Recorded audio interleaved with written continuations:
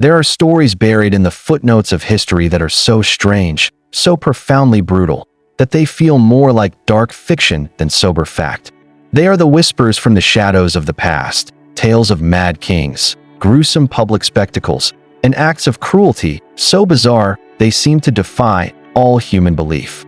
These are the very stories that are so often scrubbed clean, sanitized in our history books, the uncomfortable, inconvenient truths that reveal the raw, visceral, and often terrifying nature of a world long gone. Tonight, right here on Chronicles of Old Tales, we are prying open one of history's most sealed vaults. We will delve deep into a story that, on its surface, seems to be about a shocking, almost unbelievable act of self-mutilation by a reigning monarch. But as with so much of history, the truth is never that simple. It is far more complex, infinitely more calculated, and in so many ways, far, far more horrifying. What if I told you that a king, a powerful, celebrated monarch, once ordered a public castration? Imagine the scene, a gruesome, shocking spectacle for the entire world to see, an act of seemingly unparalleled madness from a man who held the lives of millions in his hands. Your mind probably leaps to an image of a monarch completely unhinged, a king driven to insanity by some secret grief, demanding his own mutilation in a fit of religious fervor or suicidal despair. But what if I told you the shocking truth is the testicles he wanted cut off, in front of God and everyone, weren't his own?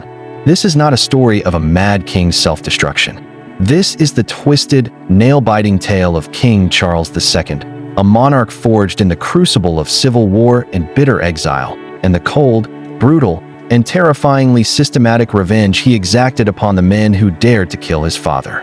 This is the story of how a gruesome public punishment was not an act of spontaneous madness, but a cold, calculated campaign of vengeance that would see bodies clawed from their graves and enemies of the crown hunted relentlessly across continents.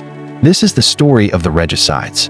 To truly understand the sheer, unadulterated fury that drove Charles II to such horrifying lengths, we have to journey back in time. Back to a day that didn't just shake the foundations of England, but sent violent tremors of shock and fear through every royal court in Europe. The date was January 30th, 1649, on a specially constructed scaffold erected right outside the magnificent banqueting house in Whitehall, London. A king of England, Charles I, met his end. Now, this was not some shadowy assassination in a dark alley. This wasn't a noble death on a chaotic battlefield. This was a legal proceeding, a trial, and a state-sanctioned public execution. The king had been put on trial by a high court of justice, a court created by a victorious and defiant parliament, and he had been found guilty of the highest crime imaginable, high treason. Treason against his own people. An idea so radical, so unthinkable, it had no precedent in the entirety of English history. Monarchs had been deposed, sure. They'd been murdered in palace coups or cut down in the heat of battle. But never, not once, had one been subjected to a formal trial and public beheading by his own subjects. It was as if the natural order of the universe had been turned upside down. The man at the very center of this political and religious storm, King Charles I, was an unwavering believer in the divine right of kings. In his mind, he was appointed by God himself, and therefore, he was answerable to God and God alone. When he was brought before the court, he utterly refused to enter a plea. How could he? He claimed, with an air of absolute certainty, that no earthly court, no group of mortal men, could ever hold jurisdiction over a monarch chosen by heaven. His defiance was total. He saw this trial not as justice, but as a grotesque perversion of the sacred order of things. But to the men who put him on that trial, he was the one who had perverted that order. The decade leading up to this moment had been one of cataclysmic, nation-shattering conflict. The English civil wars had pitted king against parliament, royalist cavalier against parliamentarian roundhead, neighbor against neighbor, brother against brother. It was a brutal, bloody struggle over power, over religion, and over the very soul of the nation. To the parliamentarians, Charles I was not a divine ruler. He was a tyrant, a man who had waged a terrible war on his own people, who had tried to impose his will without their consent, and whose actions had led to the deaths of untold thousands. In their eyes, they were not murderers, They were the saviors of England's liberty. And at the heart of this parliamentary cause stood a figure of immense power, a man of staggering complexity, Oliver Cromwell. A humble gentleman farmer who had transformed himself into a military genius of the highest order, Cromwell was a man of deep, fervent, and unshakable Puritan faith. He saw Parliament's victory not merely as a political triumph, but as God's divine judgment upon a sinful and tyrannical king. He was one of the 135 commissioners appointed to sit in judgment on that high court of justice. And more crucially, he was one of the 59 men who would take a quill in hand and put their name to the king's death warrant. These 59 men, whether they knew it then or not, would forever be known by a single, damning name: the Regicides, the King Killers. On that freezing January day, with a massive crowd of Londoners watching in a state of stunned, horrified silence, the axe fell. In one single, clean strike, the head of King Charles I was severed from his body.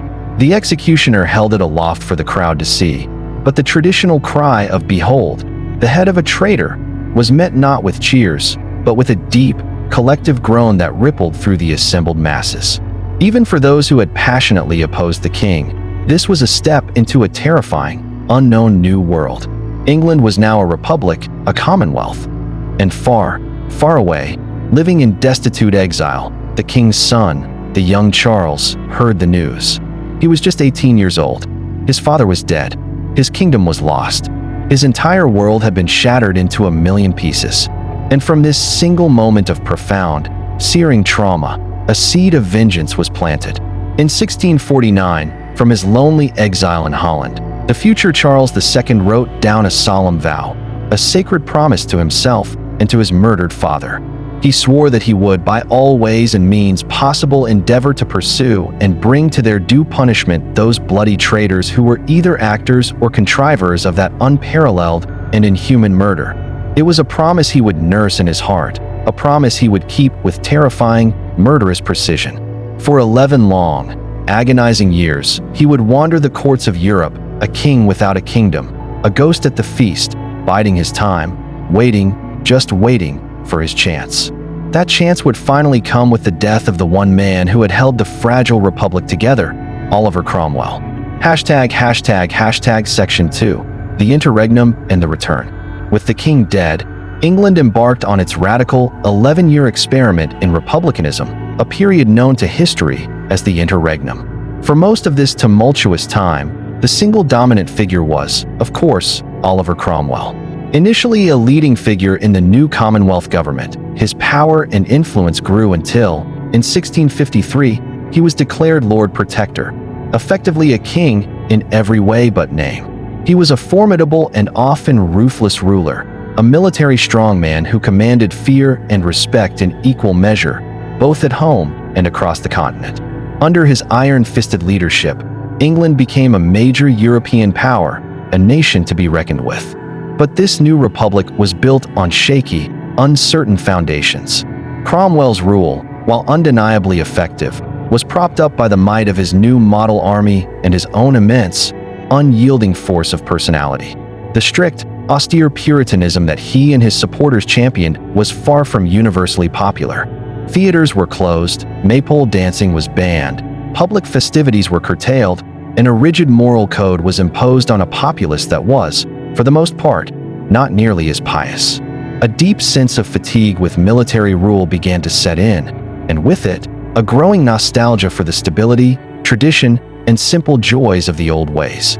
While England wrestled with its new, sober identity, the exiled Charles II played the long game. He was a political refugee, moving from France to Germany, and then to the Spanish Netherlands, a landless, penniless king subsisting on the charity and pity of foreign courts. He faced constant assassination plots, crushing poverty, and the gnawing despair of his seemingly hopeless situation. And yet, he and his small, fiercely loyal band of followers, led by the shrewd and brilliant statesman Edward Hyde, never once gave up hope. They learned from the fatal mistakes of Charles's father. They came to understand that any future monarchy could not be absolute. To survive, it would have to work with Parliament, not against it. The great turning point, the moment the tides of history began to shift, came on September 3, 1658. Oliver Cromwell, the Lord Protector, the iron-willed giant of the Revolution, died from a sudden fever. His body was given a lavish, spectacular funeral, a ceremony fit for a monarch, and he was laid to rest in a vault in the hallowed ground of Westminster Abbey, the traditional burial place of English kings and queens. The Republic was supposed to continue under his son, Richard Cromwell. But Richard, cruelly nicknamed Tumbledown Dick by his enemies, lacked his father's political genius, his military authority, and his sheer, commanding presence. He was a decent but ineffectual leader, and the Republic, now without its strongman at the helm, quickly began to founder. The army and parliament fell into bitter disputes, and the country began its slow, inexorable slide back towards anarchy and civil war. It was a senior army officer, a man who had served Cromwell faithfully, who saw the writing on the wall. General George Monk, the commander of the powerful English forces stationed in Scotland, realized that the nation was teetering on the brink of another bloody conflict. He made a pivotal, history-altering decision.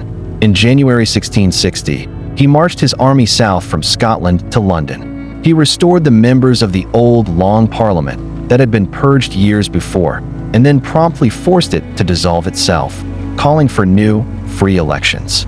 This new convention parliament was to include both the House of Commons and a reinstated House of Lords.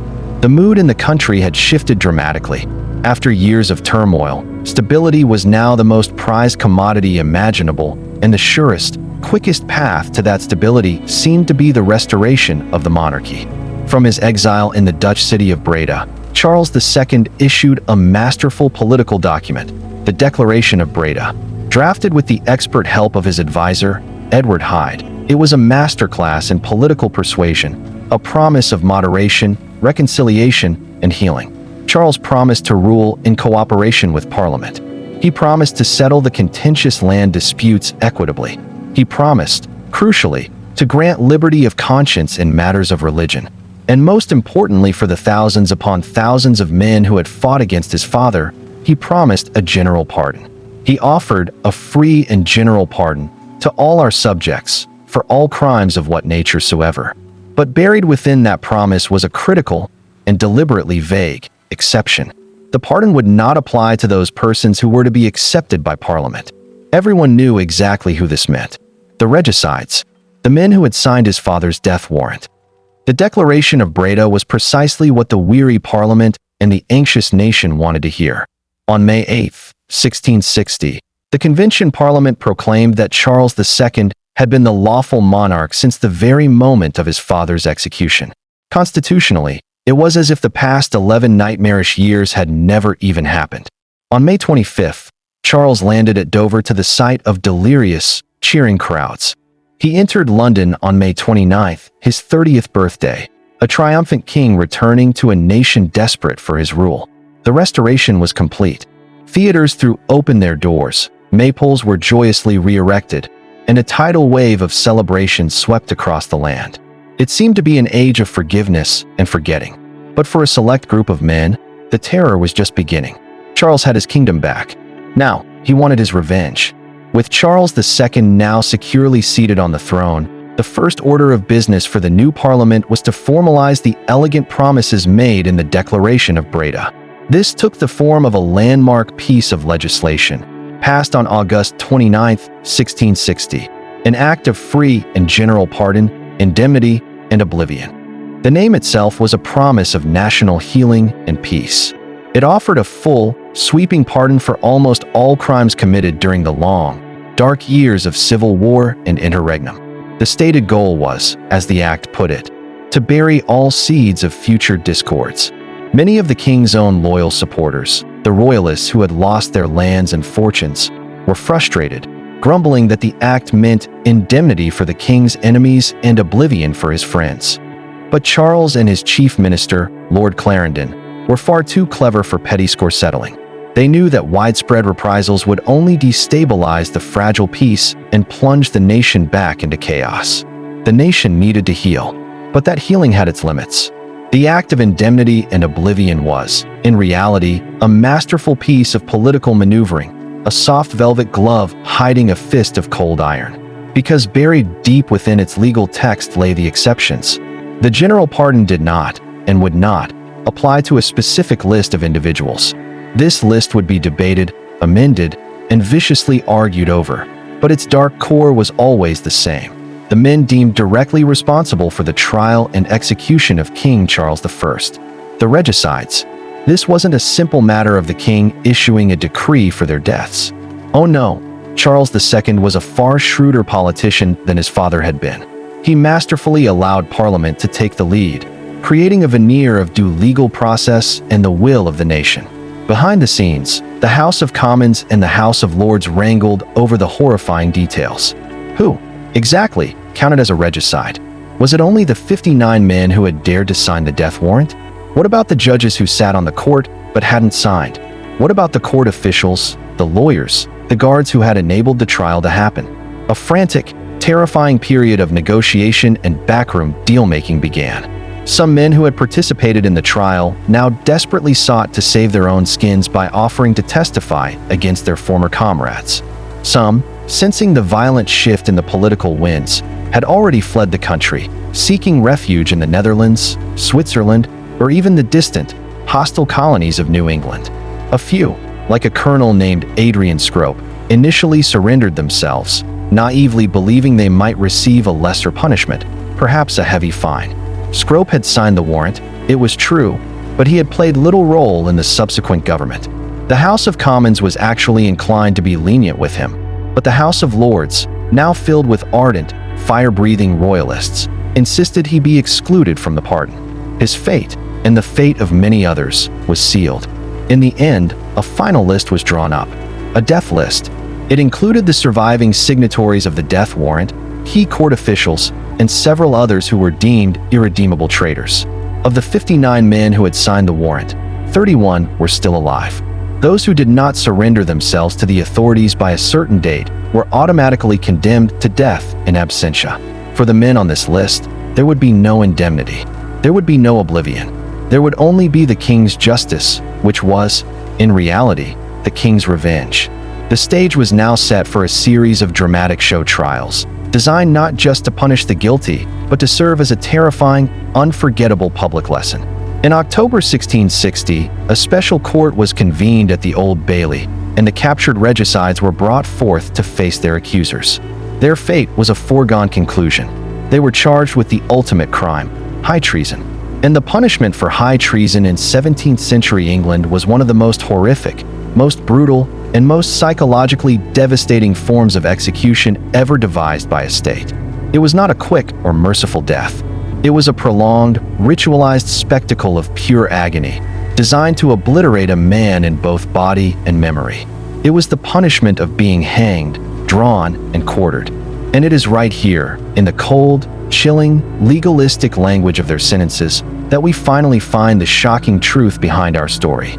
The sentence read aloud to men like Major General Thomas Harrison was this: that you be led to the place from whence you came, and from thence be drawn upon a hurdle to the place of execution, and then you shall be hanged by the neck, and, being alive, shall be cut down, and your privy members to be cut off, and your entrails be taken out of your body, and, you living, the same to be burnt before your eyes, and your head to be cut off, your body to be divided into 4 quarters, and head and quarters to be disposed of at the pleasure of the king's majesty. And the Lord have mercy on your soul. There it is. Asterisk, your privy members to be cut off. Asterisk, the public castration. Not a bizarre act of a mad king upon his own body, but a key, deliberate, and deeply symbolic component in the state-sanctioned torture and execution of his enemies. Its purpose was ultimate humiliation and unimaginable agony, a symbolic and quite literal emasculation of the men who had dared to unman a king. The king had indeed ordered testicles to be cut off in public. They just belonged to the men who had killed his father. The very first of the regicides to face this terrible fate was Major General Thomas Harrison, a fierce, zealous Puritan and a leader of the radical Fifth Monarchist sect. Harrison had been an unrepentant and proud signatory of the king's death warrant. He had once been a close and trusted ally of Oliver Cromwell, but his extreme radicalism had later put him at odds with the Protectorate, and he had even been imprisoned several times before the king's return. When Charles II came back to England, Harrison made no attempt to flee. He calmly awaited his arrest, utterly convinced of the divine righteousness of his actions. On October 13, 1660, he was dragged on a hurdle to the execution site at Charing Cross.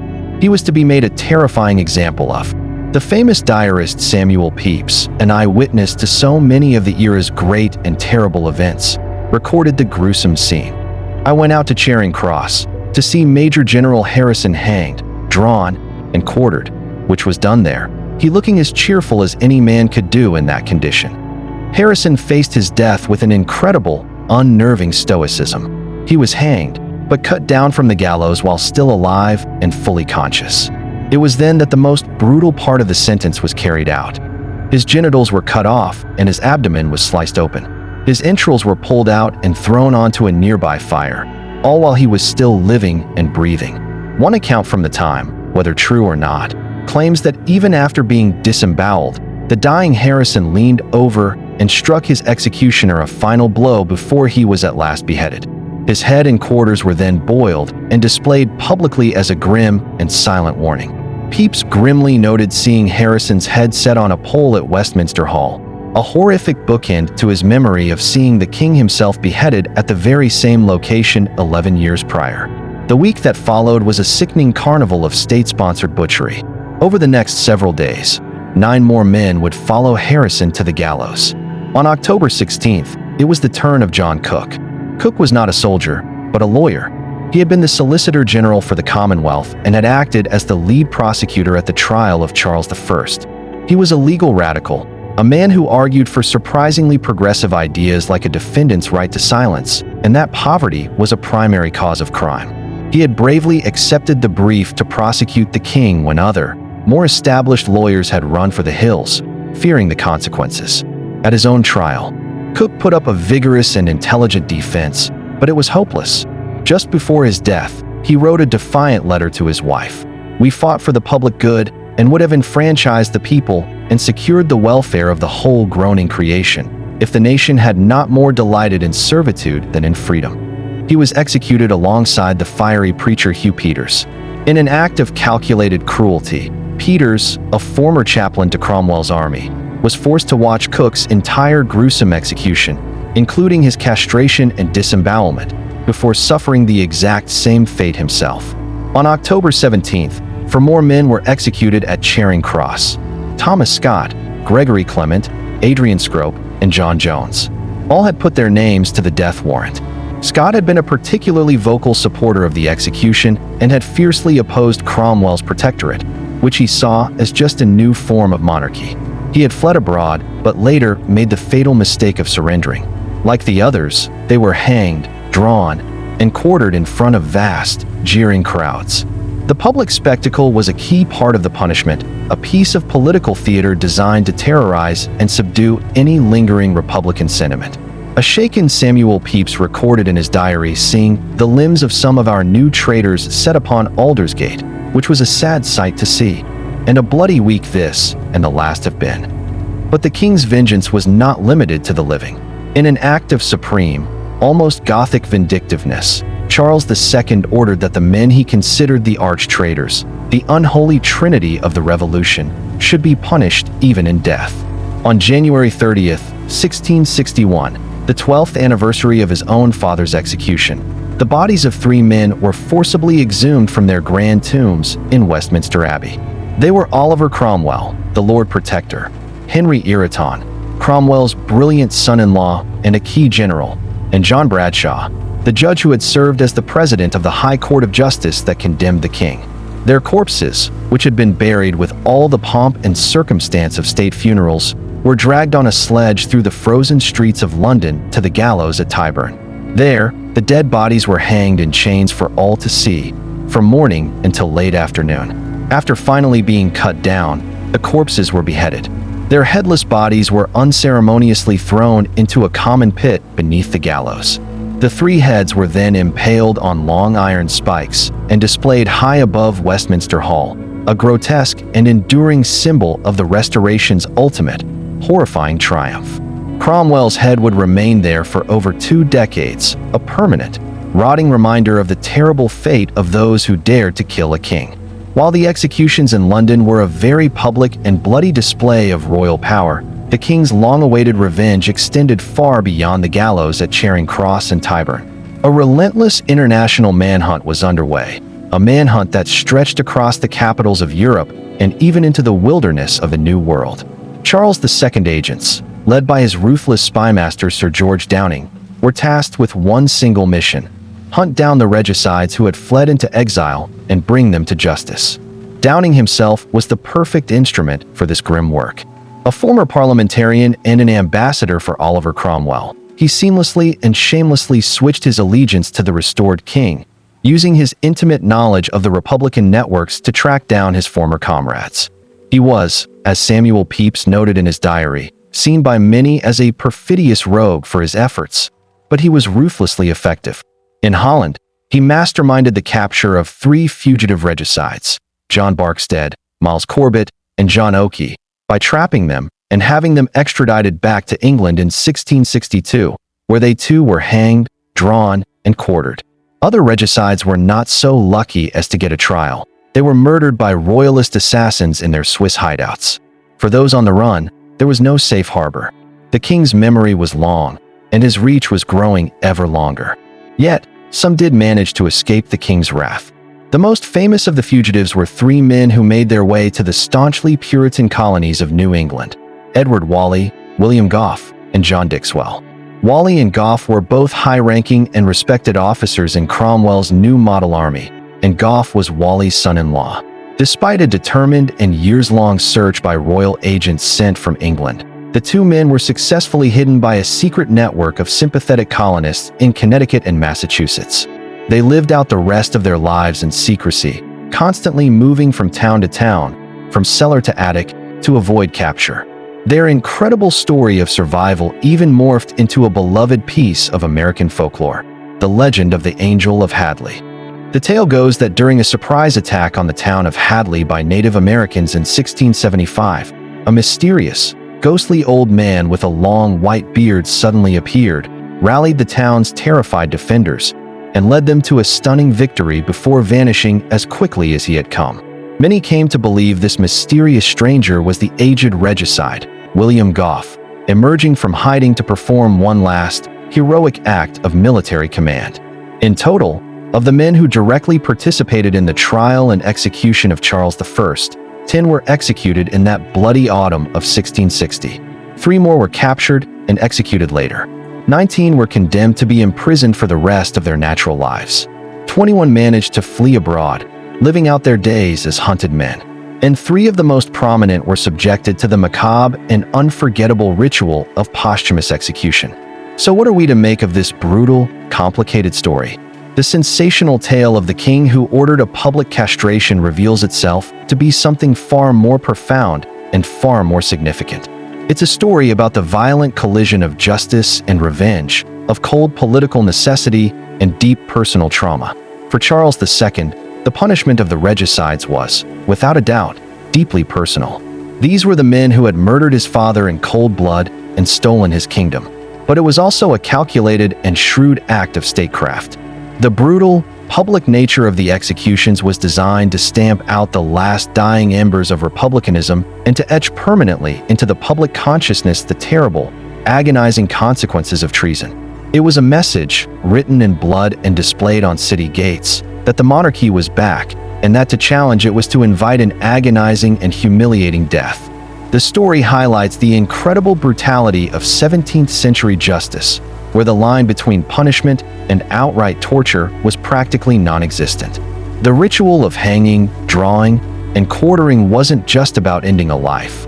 It was about destroying a person in the most painful and degrading way imaginable, turning their very body into a gruesome tool of political theater. This was a complex time of both joyous celebration and brutal, bloody retribution. Charles II's actions were seen by some as necessary justice for the ultimate crime of killing a divinely appointed king.